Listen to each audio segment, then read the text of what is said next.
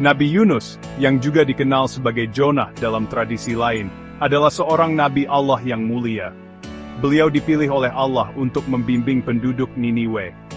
Niniwe itu kota yang besar, dan penduduknya sudah jauh dari jalan yang benar. Mereka menyembah berhala dan melakukan perbuatan-perbuatan yang salah.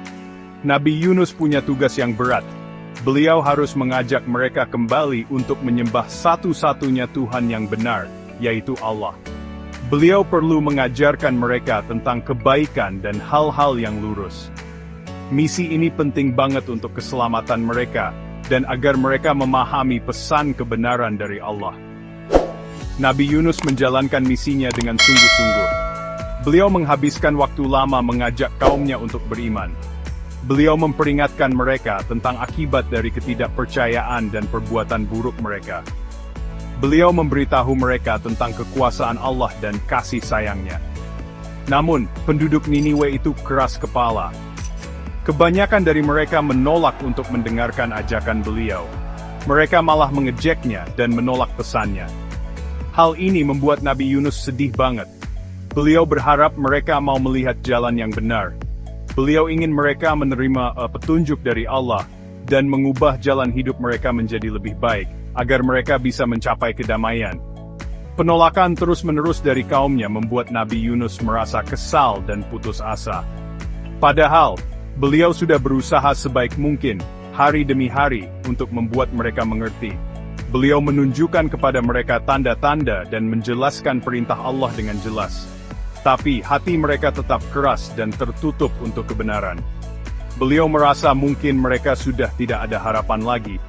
Perasaan putus asa ini mulai tumbuh dalam dirinya. Beliau berpikir bahwa usahanya sia-sia. Penting untuk kita ingat ya, para nabi itu manusia juga, dan mereka juga bisa merasakan emosi seperti itu ketika menghadapi tantangan besar dan penolakan terus-menerus dari orang-orang yang coba mereka bimbing. Dalam Islam, Nabi Yunus memiliki tempat yang istimewa. Al-Quran menyebutkan kisahnya untuk mengajarkan kita pelajaran berharga. Beliau dihormati sebagai utusan Allah yang sejati. Kehidupannya menunjukkan kepada kita pentingnya kesabaran dan ketekunan. Itu juga menunjukkan kepada kita kasih sayang Allah yang tak terbatas. Bahkan ketika seorang nabi merasa sangat berat, rencana Allah tetap berjalan. Kisah Nabi Yunus bukan hanya catatan sejarah saja. Ini adalah sumber bimbingan bagi semua orang beriman. Ini mengingatkan kita bahwa Allah selalu dekat dan mendengarkan doa-doa yang tulus, terutama di saat-saat kesusahan yang mendalam dan ketika seseorang benar-benar bertobat. Karena merasa sedih dan tidak sabar lagi dengan kaumnya yang terus-menerus tidak mau percaya, Nabi Yunus memutuskan untuk meninggalkan Niniwe. Beliau pergi tanpa izin langsung dari Allah untuk melakukannya pada waktu itu. Beliau merasa marah karena mereka tidak mau memperhatikan peringatannya tentang hukuman yang akan datang. Beliau berpikir bahwa dengan pergi, beliau akan lolos dari situasi sulit itu. Beliau menuju ke laut, mencari cara untuk bepergian jauh dari kaumnya yang tidak taat itu. Keputusan untuk pergi ini, yang didorong oleh rasa kesal, adalah titik balik penting dalam kisahnya. Ini memulai serangkaian peristiwa luar biasa yang akan mengujinya dengan berat, dan mengajarkannya pelajaran mendalam tentang kebijaksanaan Allah. Nabi Yunus menemukan sebuah kapal yang siap berlayar. Beliau naik ke kapal bersama penumpang lain. Kapal itu bergerak menuju lautan luas yang terbuka. Untuk sementara, perjalanan itu tenang dan tanpa kejadian berarti. Nabi Yunus mungkin merasa lega, berpikir bahwa beliau telah meninggalkan masalahnya. Namun, rencana Allah seringkali di luar pemahaman manusia. Laut, yang tadinya tampak damai, segera akan menjadi tempat kekacauan besar. Perjalanan ini bukanlah pelarian, tetapi jalan menuju cobaan jenis lain, yang akan membawanya pada pertobatan akhirnya, dan menunjukkan kekuasaan Allah. Tiba-tiba, badai dahsyat muncul di tengah laut. Langit menjadi gelap, dan angin menderu kencang. Ombak besar menghantam kapal, mengancam untuk menenggelamkannya. Kapal itu terombang-ambing dengan keras, dan para penumpang menjadi sangat ketakutan. Mereka percaya bahwa seseorang di kapal pasti telah melakukan kesalahan, sehingga menyebabkan kemarahan Tuhan seperti itu. Untuk menyelamatkan kapal dan nyawa orang lain, mereka memutuskan untuk mengundi. Tujuannya adalah untuk mencari tahu siapa orang yang mungkin menjadi penyebab bencana, sehingga orang itu bisa dilempar ke laut untuk meringankan beban, dan menenangkan apa yang mereka pikir sebagai dewa, atau kekuatan yang marah. Undian dilakukan beberapa kali, dan setiap kali nama Nabi Yunus yang keluar. Beliau menyadari bahwa ini bukan kebetulan semata. Beliau mengerti bahwa ini dari Allah, akibat dari tindakannya meninggalkan kaumnya tanpa izin. Beliau tahu bahwa beliau telah bertindak gegabah. Nabi Yunus, sebagai orang yang saleh meskipun sempat salah dalam mengambil keputusan, menerima takdirnya. Beliau kemudian dilemparkan ke laut yang ganas. Saat beliau jatuh ke dalam air yang gelap dan bergolak, atas perintah Allah, seekor ikan raksasa, yang sering digambarkan sebagai paus, muncul dan menelannya utuh. Ajaibnya, beliau tidak hancur atau tercerna, tetapi tetap hidup di dalam perut besar ikan besar itu. Di dalam perut ikan besar itu, Nabi Yunus mendapati dirinya dalam situasi kesusahan yang tak terbayangkan. Di sana gelap, sempit, dan beliau benar-benar terputus dari dunia luar. Beliau dikelilingi oleh 3 lapis kegelapan: kegelapan perut ikan, kegelapan laut dalam, dan kegelapan malam. Dalam keterasingan dan tidak berdayaan yang mendalam ini, beliau tidak punya siapapun untuk berpaling kecuali Allah. Beliau menyadari betapa besar kesalahannya. Beliau mengerti bahwa beliau telah tidak sabar dan bertindak tanpa izin dari Allah.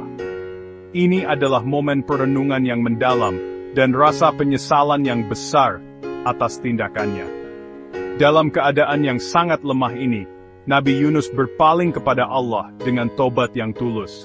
Beliau mengakui kesalahannya dan kelemahannya sendiri. Beliau tahu bahwa hanya Allah yang bisa menyelamatkannya dari keadaan sulit ini. Hatinya dipenuhi penyesalan karena meninggalkan kaumnya dan karena keputusasaannya. Beliau mengakui kekuasaan mutlak dan kesempurnaan Allah. Beliau mengerti bahwa Allah bebas dari segala ketidaksempurnaan atau ketidakadilan. Perbuatannya sendirilah yang telah membawanya ke titik ini. Kesadaran ini adalah langkah pertama menuju pencarian ampunan dan rahmat Allah, sebuah titik balik dalam keterkurungannya. Dari kedalaman kegelapan, Nabi Yunus memanjatkan doa yang kuat dan tulus. Doa ini dianggap sebagai salah satu permohonan yang paling mustajab dalam Islam. Doa yang beliau baca adalah La ilaha illa anta subhanaka, inni kuntu minadh dhalimin. La ilaha illa anta, inni kuntu minaz imin. Pernyataan yang mendalam ini singkat tetapi memiliki arti yang sangat besar. Ini adalah pernyataan iman, pengagungan terhadap Allah, dan pengakuan atas kesalahan diri sendiri. Ini adalah ungkapan kerendahan hati dan ketergantungan pada rahmat Tuhan yang sempurna dalam menghadapi kesulitan yang luar biasa. Terjemahan bahasa Indonesia dari doa yang diberkahi ini adalah, tidak ada Tuhan selain Engkau, Maha Suci Engkau. Sungguh, aku termasuk orang-orang yang zalim. Doa ini punya 3 bagian penting. Pertama, La ilaha illa anta, menegaskan keesaan Allah, mengakui bahwa hanya Dia yang berhak disembah. Kedua, Subhanaka, memuliakan Allah, menyatakan kesempurnaannya dan kebebasannya dari segala salah. Ketiga, Inni kuntu minaz zalimin, adalah pengakuan langsung atas kesalahan dan kekurangan diri sendiri, mengakui termasuk di antara orang-orang yang telah berbuat salah.